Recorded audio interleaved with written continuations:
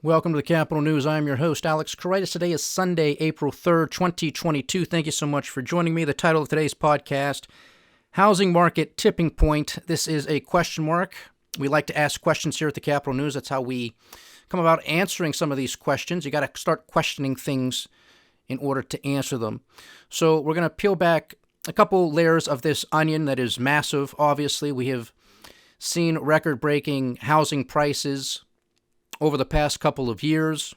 Rental prices through the roof as well. Obviously, rent is going to follow housing prices, which is what we have been seeing. I told you this a couple of years ago when they passed the Nobody Cares Act 1.0, 2.0, 3.0. There is no such thing as a free lunch. Everybody was happy. Oh, the government's going to send me all of this stimulus money.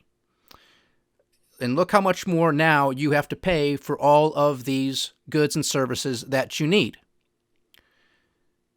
How much did you get? Do the actual math as to how much you received in these stimulus checks, and then what they are projecting now.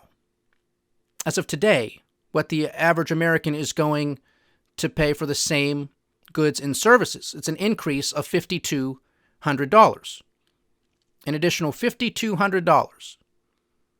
Americans have to come up with just to pay for the same goods and services that they did a year ago. Well, we know 40% of the country couldn't come up with $400 cash in the event of an emergency. So where are they going to get $5,200?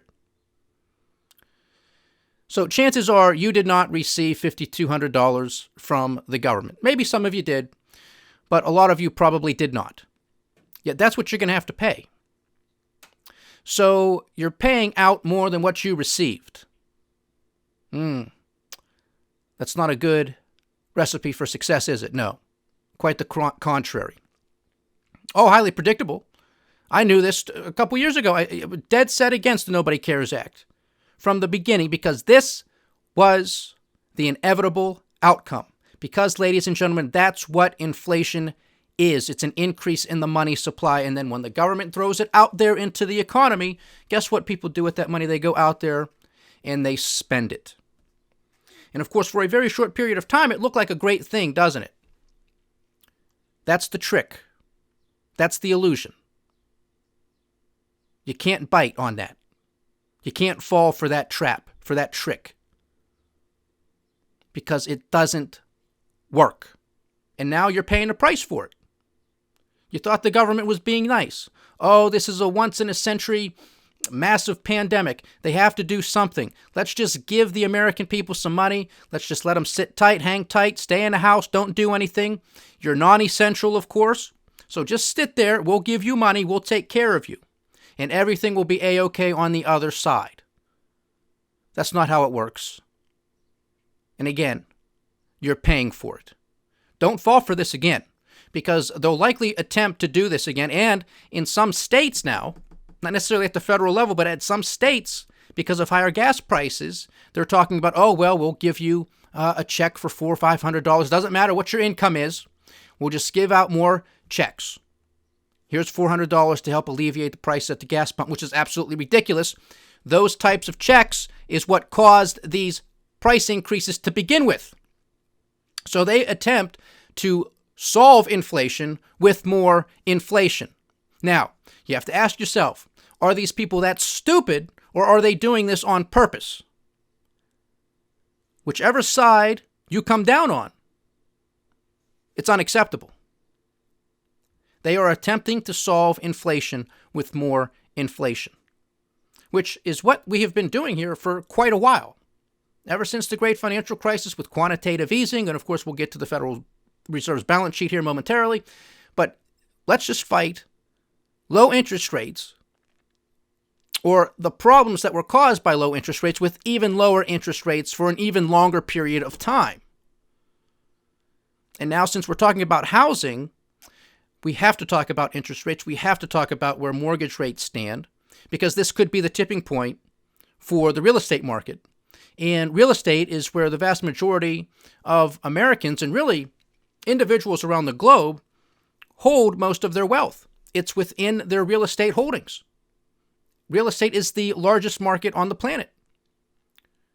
So this can have huge and catastrophic ripple effects. And we know this because we just went through this just a little over a decade ago in the great financial crisis. And now we're even more levered up now than we were then, which is hard to believe because that should have been the lesson that we learned from the great financial crisis. Oh, we better not do this. But again, just like we're fighting inflation with inflation now, they were fighting, they were saying, well, we have low interest rates. That caused that massive bubble. Then let's go even lower for even longer. So we cannot be surprised that we find ourselves in this current environment. Then you add on to it what's going on geopolitically, what's taking place between Russia and Ukraine, and we're going to talk about that here momentarily as well. The supply chain disruptions, one hit after the next. And there's no solution in sight. It's more of the same policies. So you have to stop voting for these people. You have to stop voting for Democrats. You have to stop voting for Republicans. These people do not care. And of course, here in the U.S., this is a midterm election year. Okay, so we'll be going to the voting booth in November. And of course, what is the narrative from a lot of Republicans? Well, vote for us. Vote for us. And when we have power again, then we'll go and we'll do all of these investigations on those Democrats. How many times do I have to tell you that this is the game plan that they use time and time again? They can't do anything now? Their hands are tied? They can't do a damn thing? If you're a Republican senator, you are powerless? Give me a break. This is the game that they continue to play with you, ladies and gentlemen. You have to wake up. You have to stop voting for these people. Because, okay, let's say the Republicans gain power, okay? What is going to be the argument of Democrats 2 years hereafter? Vote for us, and then we'll do investigations on those pesky Republicans. That's what they just did 2 years ago. It's what they're saying now. It's what they're going to say in 2 years from now. And if you keep letting them do it, they'll do it the next 2 years and the next and the next. When are you going to stop this cycle? Because you have the power to stop it. This is what they want. They want you pissed off at the other party so they can just simply say, just vote for us, put us in power, and then we'll investigate the other party that you don't like. And you keep falling for it. So I have no sympathy for you. But the problem is, when you keep doing this, you keep screwing over the country in the process. All because you think that the party that you support is going to investigate the other party that you do not support. You understand how asinine, how ridiculous this sounds? But this is what you continue to do. When are you going to stop doing it? Because we have $30 trillion in debt and counting, but these are the two parties that are responsible for it. And you're responsible for it too because you can't see over this, because you're too petty, because you're too involved with red versus blue team. And as long as the red team's in, you don't care. Or as long as the blue team's in, you don't care. Because you just dislike, maybe even hate the other party so much. Which means you are falling for their game hook, line, and sinker.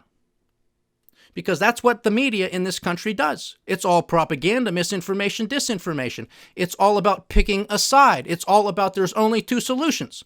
The Democrat Party solution or the Republican Party solution. Clearly, there couldn't be a third, fourth, or fifth solution. Just those two. That's all you get. Coke or Pepsi. Nothing else. No lemonade, no water, no iced tea. Nothing else. That's it. That, of course, is not true. And you know that. Yet for some reason, you can't see over it when it comes to these political parties. You say, oh, a third party could never win. Well, with that attitude, that's right. And so you're going to continue to get what you get. And you're going to continue to hear the same people on your favorite radio talk show host or your favorite TV program saying the same thing over and over and over again. And in the meantime, in the process going on behind the scenes in the real world, the problems are getting even worse. The infrastructure continues to crumble further. Our national debt continues to get further out of control. Budget deficits continue to go out of control. We continue to meddle in other countries' affairs where we have no business meddling. our kids fall further and further behind with respect to education. They can't read, they can't write, they can't do basic arithmetic, they don't understand basic science. Yet it's all about the children. This is what happens when you have this two-party system that has amassed this much power, and they don't care about you, because why would they? Because they're getting along just fine, playing their little games back and forth like professional wrestling, pretending that they don't like each other, yet they all go on vacations with each other, they'll all go to dinner with each other, and even if they really don't like each other, a couple of them, guess what? They really don't care at the end of the day. Because they're making out like the bandits that they are.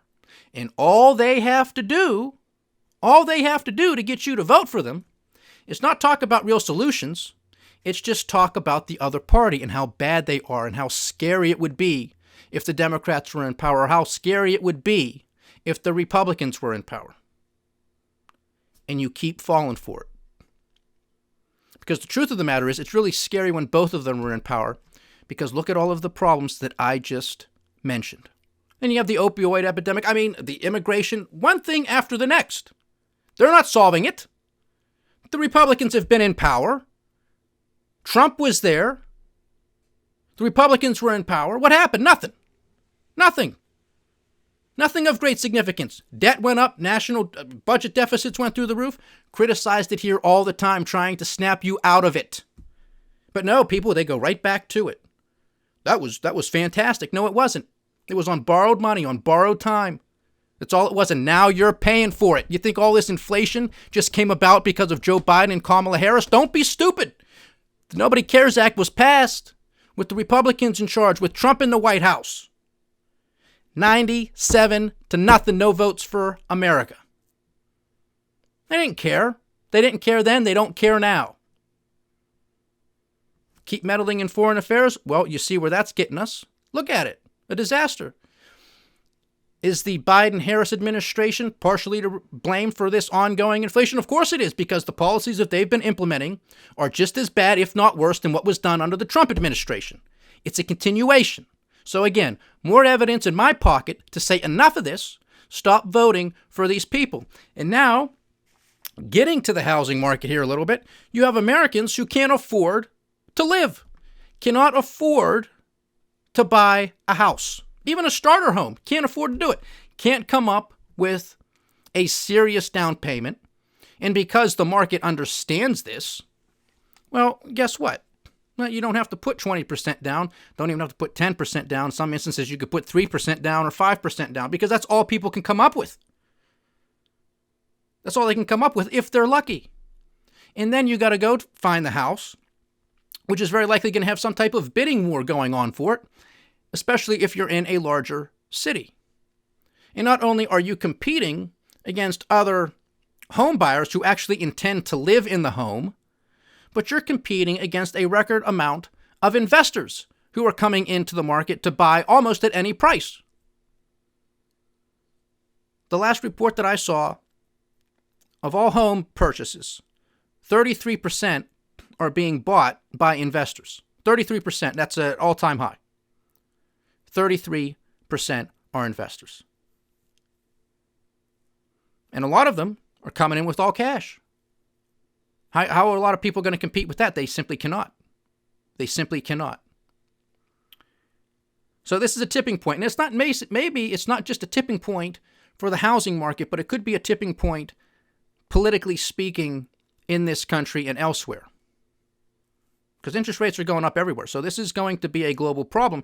And we understand, at least to a better degree than what we did a decade plus ago, the interconnectedness of these markets, and how when one starts to tip over, how it can have global economic and financial ramifications.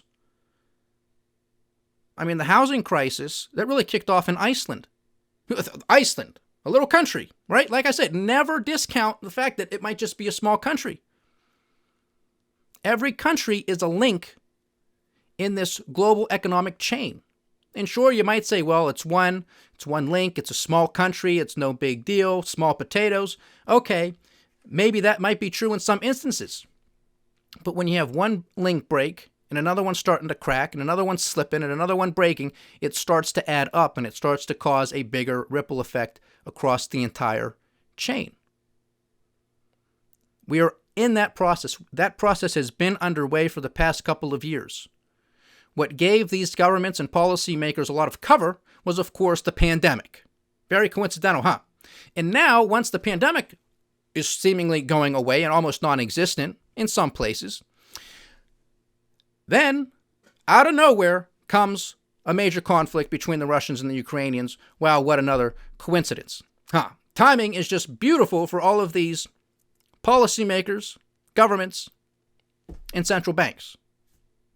Something to fall back on, something to use as an excuse to justify more government spending, more money printing, lower interest rates for longer, or at least not increasing interest rates at a higher rate than they may have, if there wasn't this backdrop of conflict and perhaps even further uncertainty with COVID-19.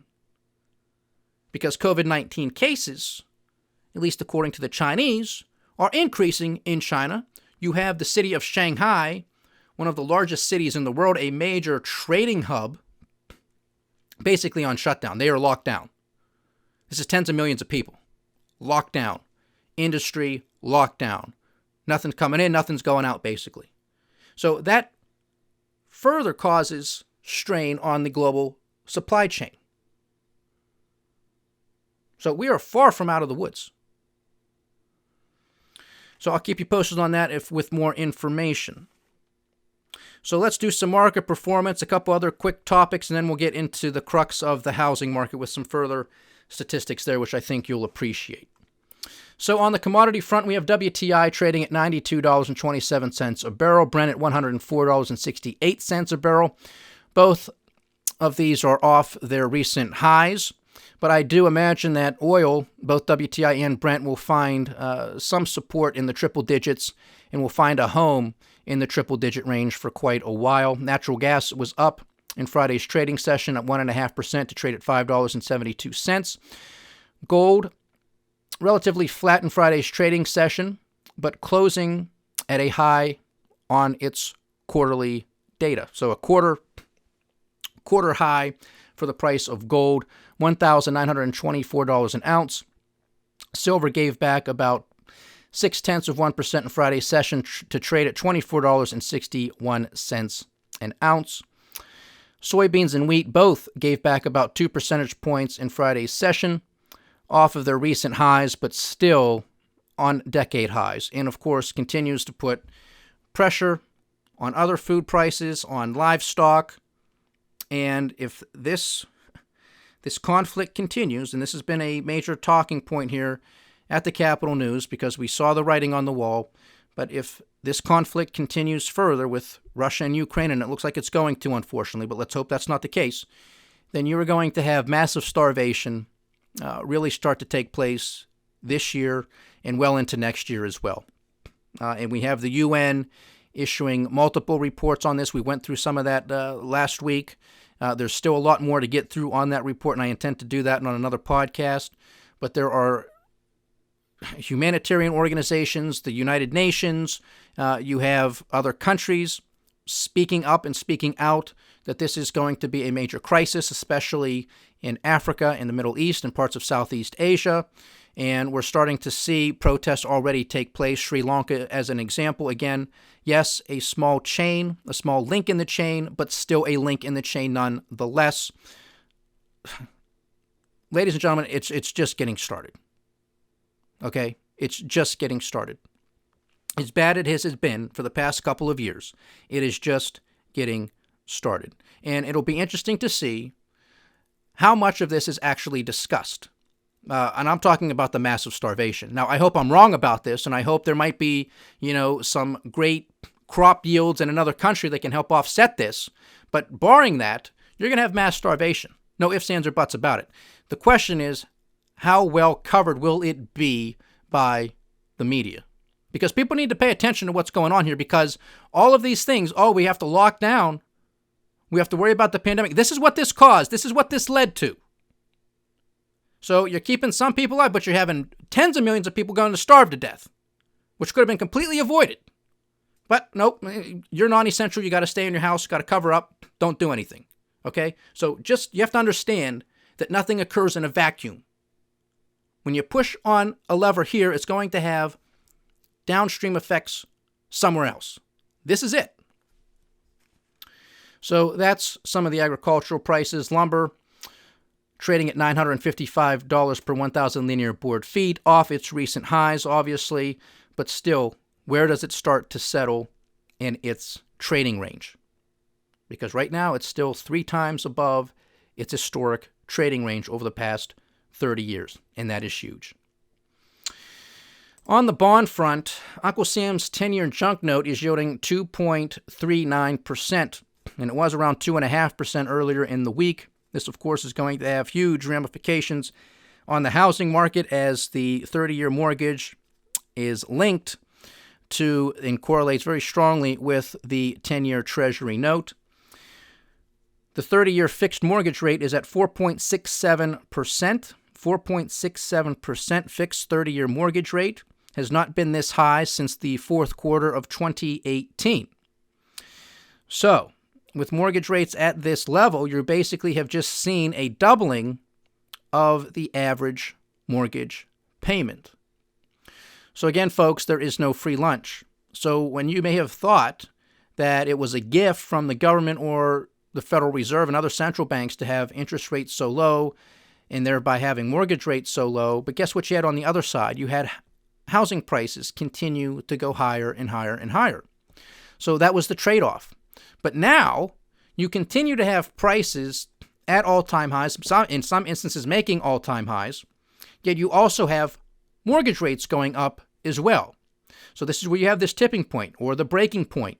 Something's got to give. Yes, there is a massive amount of investors coming into the market. Again, 33% constituting all home sales. But that's not the entire market. That's a third. So when the average Joe and Jane as an individual or as a couple, they want to buy their starter home or maybe they're starting a family and they want to move up, they're not going to be able to afford it. Can't do it. So there's going to be a pause. Be a pause in the action because I don't think there's going to be enough investors to come in to absorb all of this to keep prices elevated, to keep this market on a tear. So prices are going to have to give. The question is when. Because investors still make up a significant portion of the market, and that will continue to provide some support for prices. And of course, there are some people out there that have money or can come up with it, and that will continue to keep a floor on these prices, under these prices, but something will give eventually. When is the question? And you don't know what's going to happen with the Federal Reserve, if they're actually going to continue on this path of increasing interest rates. We'll take a look at their balance sheet. There was a roll-off of their balance sheet, primarily with respect to mortgage-backed securities. Again, they had no business whatsoever over these past couple of years purchasing mortgage-backed securities. But they don't care about you, folks, just like the Democrats and the Republicans don't. They don't care about you. But of course, the difference here, you can vote to kick out the Democrats and the Republicans. These people at the Federal Reserve, they are completely unaccountable. There's no accountability there. Congress doesn't hold their feet to the fire. The presidency doesn't hold their feet to the fire. Nobody. Supreme Court doesn't hold their feet to the fire. They are completely their own entity. They do what they want when they want and say, come stop us. And nobody does. Nobody dares threaten them. So they continue to expand the balance sheet. Great financial crisis, about $900 billion, and now it's $9 trillion. Okay? Now, we'll see what they do. Again, it's always more important to see what they do as opposed to what they say. But that's going to take a while to really get their balance sheet back to any type of normal level. They couldn't do it a few years ago. Caused a massive sell-off in the stock market. Caused a big problem in the credit markets, which is really all the stock market is. It's basically a derivative of the credit market there. And when you have the amount of zombie companies that we have in this country, you can see how precarious the situation is. So we couldn't tolerate interest rates, a little bit higher than this a few years ago. Things are even worse today. So we're getting very close. And when you take Uncle Sam's debt into consideration, of course you have to, 30 trillion and counting, and when you realize that a significant portion, tens of trillions of dollars, actually has to be paid out, or of course we're not going to pay all of it, so it's going to have to be refinanced, it's going to be rolled over. Well, at what rate? At what interest rate? If you have your mortgage payments doubling, well, what do you think is going to happen to our interest payments? We can't afford that. We can't afford that. So that's going to be even less money to go around for everything else that everybody has grown accustomed to getting. And what are politicians going to do? Are they really going to cut spending anywhere? Do you really think they're going to do that? Might lose votes because they promised you X, Y, Z. And now if you don't get X, Y, Z, well, you might revolt. You might vote for the other party. Still getting screwed, but you don't realize that because they're not going to cut anything either. So this is why the Federal Reserve is trapped and has been trapped. And the writing was on the wall that this is the position that they were going to be in. It was just a matter of time. Well, here we are. Massive amount of debt, U.S. debt, that needs to be rolled over. The question is, what interest rate are we going to pay on it? Because we're already paying a tremendous amount out just on the interest alone. But if rates are doubling, then our payments basically double. You get it? This is it. We got inflation. Well, they tell us about 8%. We know it's probably closer to 15, 16%. And they think increasing interest rates, the federal funds rate, by 25 basis points, maybe even 50 basis points at the next couple of meetings is going to put a dent in it? Get out of here. It's a joke. Complete and utter joke. But it will continue to have cause some problems in the housing market and the junk bond market because those companies have to continue to play the game too. They have to do their best to lock in lower interest rates as quickly as they can because they're not profitable. They're zombies. The economy of the living dead. This is the game. They're running out of chairs. The music is about to stop. Do you get it? And of course, on top of this, we have yield curve inversion basically across the entire yield curve. Not yet, but we're getting there across the entire yield curve. And we talk about this too. This is a precursor to recession. I think we're already in recession. I don't think we ever truly got out of the last one. Because when you take into consideration real economic growth, you have to take into consideration the real inflation rate. And we get a BS inflation rate number. So if you took the real number, we never got out of it. Never got out of it. And now we're going back into another one. Just a matter of time. That's all. That's all. So I know I'm bouncing back and forth here, but there's just a lot of things I want to cover, and I haven't done these every single day, so there's just a lot to cover I want to get to, so excuse the back and forth. But another point worth talking about, and this is going back to Russia and Ukraine. Now, because of all of the sanctions that have been levied against Russia, they're saying, all right, you want to do this? You want to prevent us from trading in U.S. dollars or doing X, Y, Z? You want to confiscate our property, the yachts of billionaires, maybe perhaps even the yacht of President Putin, blah, blah, blah. Well, that's fine and dandy. But if you want oil and if you want natural gas, you're going to have to pay for us. You're going to have to pay for it in rubles. Well, I don't think Europe or the United States saw that one coming. And you have the Europeans pretending to be outraged by this, saying, oh, well, there's contracts. There's contracts. You can't void the contract. Well, I wonder if the Europeans cared about any type of contracts when they were going around seizing property from Russian billionaires and perhaps the Russian president himself and putting on all of these sanctions and seizing assets. I wonder if that was in any contract. Was that permissible? And if those types of things were being done, do you think Vladimir Putin cares or gives a damn about contracts? Because guess what? Guess who cares about that oil and gas? The European people? European businesses? There's no way to make up for Russian oil and gas. Okay, you can't do it on a dime. You can't just start sending more ships from the United States over there. You can't start shipping stuff from the Middle East. It's not going to happen overnight. And as a result of this, you are starting to see a handful of European nations, Germany and France, by the way, two economic powerhouses with respect to the European economy and the global economy for that matter, saying you're going to have to start rationing some of your energy. I don't think the Europeans are going to like that very much. You have a major German industrial CEO, I can't recall his name, issuing warnings that if you shut off the gas, or if you really start to ration in Germany, really anywhere, that you're just going to have a complete shutdown of the economy. I mean, this is common sense, folks. It takes energy to produce stuff. Germany is a global exporter. Chemicals, machinery, engineered products. You need natural gas. You need energy to keep the machines running, to keep the lights on.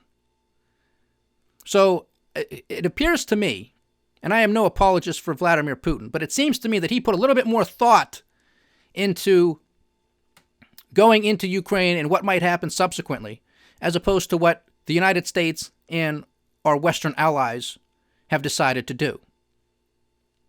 Because, it hurts putting on those sanctions, and it will. It will hurt the Russians. But it's also going to hurt the American people. Look at gas prices, ladies and gentlemen. This is not Vladimir Putin's fault. Okay? Look at gas prices in Europe, and now look at the rationing messages that these governments are issuing to their people. And the question you have to ask yourself, too, if you're rationing, who are the politicians going to pay favorites to, right? So there's only so much energy to go around. Who's going to get most of it? Is it going to go to households and individuals, or is it going to go to businesses? Okay, because that's a serious question. Businesses, they might give a lot of money to politicians, but they don't vote at the end of the day. The people do, and it's not the businesses that go out and protest, it's the people. So chances are, households are going to get preferential treatment. You can get a little bit more, and then businesses are going to suffer. So if businesses don't have energy, the lights aren't on, you can't produce, with this backdrop of high prices to begin with, and now there's less production, upward pressure on prices. You already have delays with supply chains and how long it's going to take to get something. Well, if there's nothing being produced, you're not going to get it. It's not there. So it's going to be even further delayed. Again, I don't know if these people are doing this on purpose or if they're just that stupid. But either way, it's unacceptable, and it's going to have huge impacts on the global economy. So that was a very interesting move by Vladimir Putin to say, well, you want the oil, you want the gas, you're going to pay us in rubles. And of course, at the beginning of the invasion and the beginning of the sanctions, the ruble really collapsed. Well, now it has regained all of those losses, and I think it might even be a little bit higher than where it was at the beginning of the sanctions and the invasion. That's what that can do for you, folks, when you play hardball, because it comes down to, you can print this funny money, one country after the next, but when there's a real tangible good on the other side of it that is needed to operate in the 21st century, you really get down to brass tacks, don't you? You can print the funny money, but you can't print oil, you can't print natural gas. So you can give us the funny money, but you're going to get something real in return. And now he's saying, that's not enough. I don't want your funny money. You're going to have to give me rubles. You're going to have to give me rubles, which of course puts a floor under the ruble, creates artificial demand for the ruble. Same whole game with what we do with the petrodollar system. That's all it is. He's throwing it right back in our face. Okay? It's very, very interesting. All right. I digress from that. Let's get to the housing market. All right. So I wanted to look back to see where housing prices were from a historical perspective, and where we are today. And I did this by looking at a couple of metrics. Clearly, housing prices themselves, median housing prices. But I also wanted to look at median income on the personal level. So just the simple individual, what is their median income? And then the median household income. Because basically what I wanted to do was see, okay, well, how much of their income is it going to take to purchase the median house price? Okay, the median house that is for sale. Where were we back? And the data goes back here that I'm looking at 1984. Okay, so housing prices 1984 to 2022 increased by 423%. From 1984 to 2022, housing prices increased. This is the median household price, remember, 423%. The median household price right now is at about $408,000. Okay, so that being the median means 50% of all homes sold is less than that price, and 50% of all houses sold is higher than that price. Again, about $408,000. Now, home prices increased from 2007, and again, I'm picking 2007 because that was the peak of the housing bubble. From 2007 to 2022, housing prices have increased by 59%. All right? Now, of course, there was that massive sell-off in housing prices, if you will, following the subprime crisis, but from the peak to where we are today, 59% increase. That's nothing to sneeze at. And this is with the backdrop of a global pandemic and everything else. And when you look at the slope of the curve of these housing prices, it's just as steep now, if not steeper than what it was during the buildup of the subprime crisis. This is why I talk about this is like the everything bubble. One thing after the next: stocks, bonds, real estate. This is what happens when you have interest rates too low for too long. There's no free lunch, and everybody is going to find that out here in very short order if you haven't realized it already with the inflation with the consumer goods and services. All right. Now, when we're looking at median income, all right, this is just the individual. All right, again, I looked at a couple different periods across time, but starting in 1984, all right, the median income was $25,000, okay? The median house price at that time was about 3 times your income. 3 times, 3x. All right? That's in 1984. So 3 years of income would pay for a house, is what we're talking about here. All right? In the year 2000, it was 5 times your income. 5 times your income. In the year 2007, it was 8 times your income. And of course, I'm adjusting the median income in 2007 versus the median house price, okay? So in 2007, it would take 8 times your income to purchase that house. In 2020, in 2022, 11 times your income. So in 1984, it was 3 times your income. In 2022, it's 11 times your income. And your income, again, in 1984 was $25,000. And this is real income. So this is adjusted for inflation. $25,000 in 1984. What's median income now? $36,000. $36,000. You made a whopping $11,000 over the past 40 years. Meanwhile, housing prices went up 423%. This is why you're getting squeezed, folks. This is why people can't afford to live. This is why younger generations can't afford to buy a house. They can't afford to save for a down payment. Even a reasonable down payment of 10% can't come up with it. Can't do it. So you look now, okay, so that's just the median income for an individual. Now let's look at the household. So there's more people in a household, there's more income for the household. Okay, you understand this. But it's the same song and dance. Same song and dance. In 1984, was 1.5 times household income to purchase a house. So basically what you're looking at here between median income versus median household is twice the amount of income.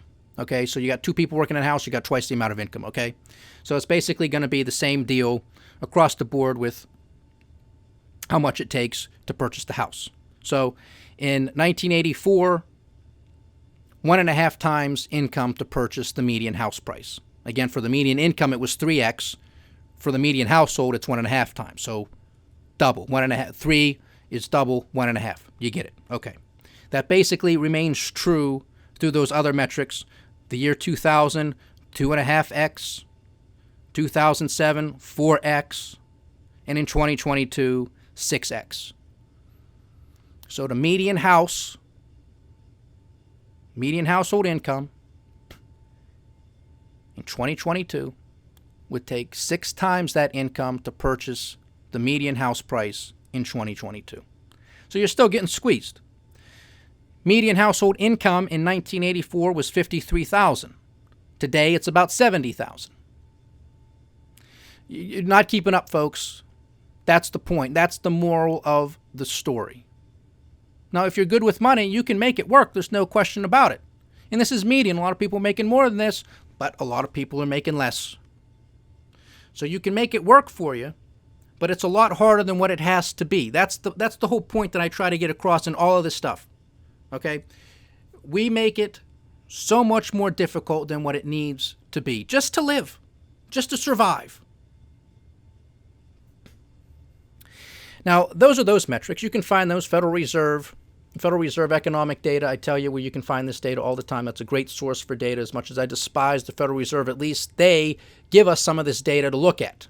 All right. And of course, you can find it on other government sites too, but this is a good place where it all aggregates and it's somewhat easy to find as well. So here's an article out of rent.com. This is just a couple weeks old, so it's very recent. And looking at rent, obviously rent.com, we're looking at rents across the country. So these are, I believe, January figures. So if you're looking at a 1-bedroom apartment, the average rent is $1,684, okay, for a 1-bedroom apartment. Now, month over month, that's actually decreased by 0.2%, but on a year-over-year basis, it's up 24.4%. A 2-bedroom apartment, the average rent is $1,997 per month. Month over month, that increased 0.6%, and a year-over-year increase of 21.8%. Nothing to sneeze at here at all. All right, so looking at some of the largest increases across the country for 1-bedroom apartment rent, you have Long Beach, California, up nearly 57%. Yeah, you heard me right, 57%. Chandler, Arizona, up about 51%. Amarillo, Texas, up about 47%. Huntington Beach, California, up about 45%. Jersey City, New Jersey, up about 44%. Orlando, Florida, up 42%. Irvine, California, up 39%. And the list goes on and on. All right, now to be fair, there were price decreases in some cities. Kansas City, Missouri, down about 20%. Toledo, Ohio, down about 18%. Madison, Wisconsin, down about 7.5%. Indianapolis, Indiana, down about 7%. And Atlanta, Georgia, also down about 7%. Now, that is, okay. A lot of this is in flyover country, smaller cities. But nonetheless, price decrease is going to be welcomed for the renter. Now, maybe the landlord is not going to be too happy about that, but the renter will be. Now, looking at 2-bedroom rentals, apartment rent, you got Fresno, California, up 71%. Huntington Beach, California, up 55%. Little Rock, Arkansas, up 45%. Salt Lake City, Utah, up 43%. Augusta, Georgia, up 39%. Albuquerque, New Mexico, up 38%. Raleigh, North Carolina, up 38%. Miami, Florida, up 36%. And the list goes on in the 30s and the 30s and the 30s. How are people making it? How are people surviving? They keep doing it. They are not stopping. It is absolutely insane. Now, if you look at 1-bedroom apartments and you're just looking at the average across these cities themselves, so if you look at Jersey City, New Jersey, a 1-bedroom apartment, the average rent is $3,757. Almost $3,800 to rent a one-bedroom apartment in Jersey City, New Jersey, a year-over-year increase of about 44%. They're killing us. This is what inflation does. This is what low interest rates do, ladies and gentlemen. There is no free lunch. Gas prices going through the roof, food prices going through the roof, and we haven't seen nothing yet with food prices. Now, thank God we're sort of the breadbasket of the world, so it's not going to impact us as greatly as it will elsewhere, but we are going to be impacted. And when you talk about wheat, when you talk about corn, and you talk about soybeans, that's not only does that feed people, it also feeds livestock. Well, if those prices are up, ranchers aren't going to buy as much, which means you're not going to have as much livestock, which means your meat prices are going to go up. Beef, pork, chicken, you name it. Everything's going to go up. That's the chain of events here. And it's all for nothing. All for nothing. The entire conflict in Ukraine, in Russia, could have been completely avoided. It could end in 10 minutes. But they're not going to do it because everybody's got to be a tough guy. Everybody's got to be a bleeding heart for the Ukrainians all of a sudden. One of the most corrupt governments in the country, in the world. Now you got to be a bleeding heart for the Ukrainian people. And I understand it. I don't like what's going on there. Not for a second. But it all could have been avoided. We're not going to join NATO. We're not going to join the European Union. Don't know why you'd want to do either anyway. But we're not going to do it. We're going to remain neutral. We're going to trade with who we want to trade with. We don't want to cause any skirmishes. Why? Because we care about our people. We care about the Ukrainian people. And we don't want to see bloodshed, needless bloodshed. Don't want to see it because that's what all this is. All the damage. Also, somebody can pretend to be a tough guy, ladies and gentlemen. That's all it is. Stop meddling in their affairs. People are going to starve to death because of this. There's no question about it. There's going to be more supply chain disruptions because people are going to protest because they can't eat, they can't feed their children. What do you think they're going to do? But if you want to sit in your chair and pretend to be a tough guy, please, by all means, do it. But just know that pretending to be a tough guy in your cozy lazy boy is killing millions of people because you don't understand supply chains. You don't understand the interconnectedness of what the hell is going on. But go ahead, be tough. Talk to your friends, your buddies that you're tough. Just bomb the hell out of somebody and think that there's going to be no ramifications on the other side of it. But don't be surprised when you get what you're getting. And don't scratch your head, well, how did this happen? How could this happen? We were being tough. We were being strong. And so what if we have to pay $7 per gallon gasoline? Who cares if we have to come up with an extra $5,200 per American or per household to pay for the goods and services that we were paying for a year ago? Well, that's what we have to do to be tough. Give me a break. That's what you do to put people in the poorhouse. That's what you do. So we covered a lot of ground. Hope you understand that. Again, apologies for going back and forth on some topics, but I didn't do a podcast last week, so there was a lot of ground to cover, and we really only scratched the surface on some of those items as well.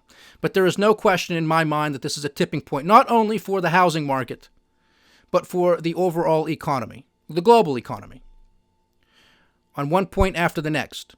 Because you're going to have to contend with this inflation, and you're going to have to contend with higher interest rates as well. But the higher interest rates are not going to combat the inflation, not anytime soon. The inflation genie is out of the bottle. It used to be, well, it was just going into asset prices. It was going into stocks. It was going into bonds. It was going into real estate. And yeah, sure, it was still going into consumer goods and services, but not to the degree that it is today. And so they were able to sweep that under the rug. They were able to say, well, at least if you're making gains on some of those other financial assets, okay, things can kind of break even. You're still somewhat ahead of the game when it comes to those other goods and services. I didn't buy that argument, but it was something that gave policymakers and politicians time. Now they're out of time because it's not just financial asset prices that are appreciating and going up. And really, it's just all inflation because of the funny money. It's now those goods and services that people need. And again, I stress the goods and services that people need. Because this is becoming an era, a decade, as I had predicted, of survival. And unfortunately, a lot of people are not going to make it. They're simply going to starve to death. They're going to suffer in war. They're going to suffer the consequences of war, of starvation, of supply chain disruptions. And you're going to have to get used to it because the idiots at the helm are not changing policy. And chances are in the midterm elections in this country, you're not going to do what I said anyway. You're going to continue to vote for the same idiot Republicans. You're going to continue to vote for the same idiot Democrats. And then you're going to scratch your head and wonder why nothing changes. So buckle up. Be prepared. Stay diversified, stay vigilant, and stay with the Capital News. I am Alex Karitis. Godspeed.